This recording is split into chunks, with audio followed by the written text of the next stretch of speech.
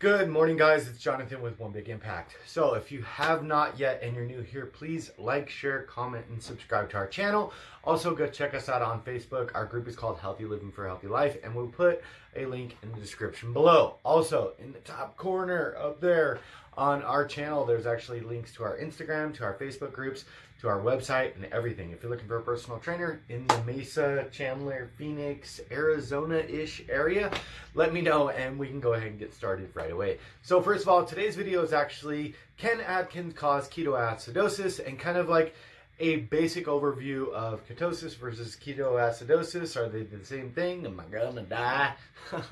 No, but first of all, okay, so what is ketosis? Ketones are a chemical that your body produces when they are burning stored fat. Basically, when you restrict your carbohydrates and glucose, your body begins a process called lipolysis. After that happens, your body starts to produce ketone bodies to be able to use its stored fat as energy. The other option, or the other thing that we're talking about, is DKA, diabetic ketoacidosis, or more commonly known as ketoacidosis. What that is excessively high amounts of ketones inside your body, as well as extremely high blood sugar. What happens is, because of this, it starts to cause liver and kidney damage, and it makes your blood too acidic for its own good. Now, as far as ketosis or ketones, the cause of them, and it's funny because if I remember, I will put a link in the description below about some information. But the cause of ketones or ketosis, not to be confused with ketoacidosis, and usually those are two totally different things. So as far as ketoacidosis is concerned, about 47% of the people that were diagnosed with it were type 1 diabetic. Another 26% of the people that were diagnosed with it were type 2 diabetic. So it's a lot more common in diabetics versus non-diabetics. So just because you are putting free-flowing ketones inside your body does not make you at risk for ketoacidosis. Could it happen? Yes, of course, it can happen. Low carb, high carb, but it's really, really common that ketoacidosis is happening for a lot of different reasons. It could be over alcohol use, it could be drug abuse, it could be extreme starvation, it could be not eating enough, it could be eating extremely high carbohydrates and having too much inside your system. It could also be poor management that your doctor is recommending for your insulin dependency. Now, if you're missing shots or you're too high or too low.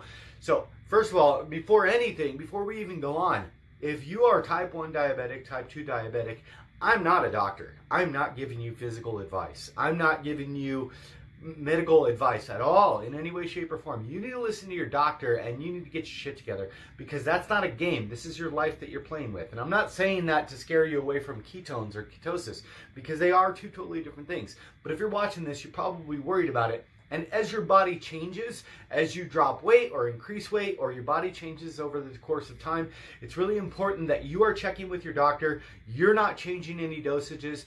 They can do that, and that's the end of that story. Just because you have ketones inside your system does not necessarily make you at risk for ketoacidosis. Although they sound vaguely similar, they are not the same thing in any way, shape, or form. Usually one is caused by unmanagement of a lifestyle or a condition, meaning like type 1 diabetes, like an autoimmune disease, just like psoriasis, just like lupus, or anything like that. If you have poor management of something that you are experiencing, that could happen. Also, something that could also inject you into ketoacidosis is like infection or sickness, like pneumonia. All kinds of different things can kind of hurry up that process. There are buttloads of information on the internet, and it's really important that if you do have that type of thing going on in your life, like type 1 diabetes, type 2 diabetes, then it's really important that you educate yourself on it, because it's not a joke. It's really important. But does a low carb regimen mean that you're going to be at risk or any more risk? Not necessarily. Although if you are type 1 diabetes or type 2 diabetes, it's important that you do kind of keep track of your ketone levels through a blood meter or urinalysis testing, or through your doctor at regular checkups. But that's really important. The other thing that you have to realize is, just because you're type 1 diabetic or type 2 diabetic does not mean that you can't or shouldn't do a low carb regimen, especially if you're type 1 or type 2 diabetic and you're very insulin resistant or prone to hyperinsulinism. It's really important that you do probably rein in your carbohydrates, because your body, either it's producing too much or not enough, or you're doing whatever, your body's all out of whack, and reducing your level of carbohydrates probably can be really, really beneficial for you. But again, talk to your physician, because I'm not working with you individually, but it's important that you realize that many people benefit massively from a low carb regimen that are type 1 or type 2 diabetic. But also, more importantly, if you're type 1 diabetic, remember, that's not going to be reversed. That's probably going to be a lifetime thing. If you're type 2 diabetic, it can be reversed, if not become completely non-dependent on insulin. You guys, I hope this video helped you. Please like, share, comment, and subscribe to our channel. Be stronger than your excuses. Remember to spread love, not hate. And don't be freaked out. Just educate yourself. Peace.